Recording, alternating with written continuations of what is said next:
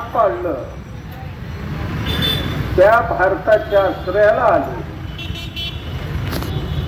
भारत एक मानवतावादी देश आहे. आपण आश्रय दिला, कोणीही त्या विरुद्ध आक्षेप घेतला ना. मी आज विचारणारा आम जनते करता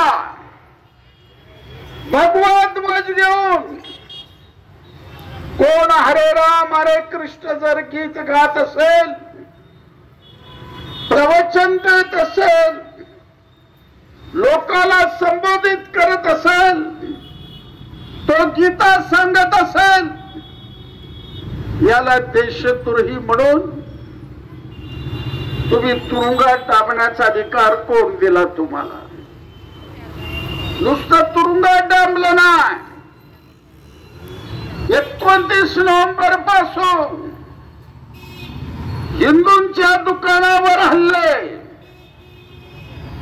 हिंदूंच्या घरावर हल्ले, मंदिरात तोडले, मंदिराला आग लावले, जवळजवळ 300 घटना बांगलादेश मध्ये घडू लागलेला. बांगलादेशामधले हिंदू हे बहुतेक बांगलामध्ये बोलतात. पश्चिम बंगाल मध्ये जी भाषा आहे त्या भाषेमध्ये बोलतात ते, किंवा उर्दू मध्ये बोलतात. अशा बांगलादेश मधल्या लाखो हिंदूवर आज अत्याचार चालू आहे.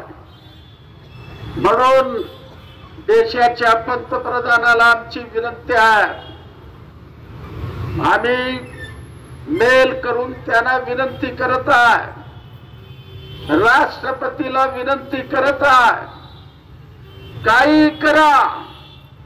इथं अस्थायी सरकार आहे, ते अस्थायी सरकार लष्कराने उभं केलेली कठपुतली सरकार आहे.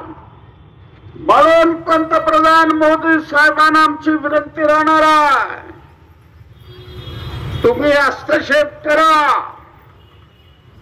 बांगलादेशी ताबडतोब बोला, तिथल्या हिंदूला संरक्षण देणं, हिंदूला वाचवणं आपलं काम आहे.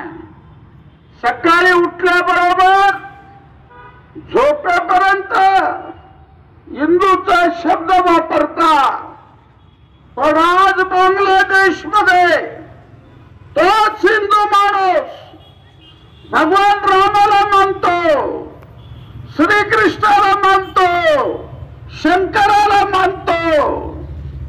त्या हिंदूची कत्तल बांगलादेश मध्ये सुरू आहे.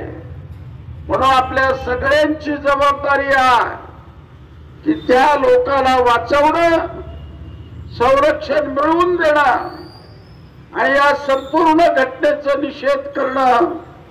याकरता आपण ताबडतोबीनं कार्यक्रम या ठिकाणी ठेवलं.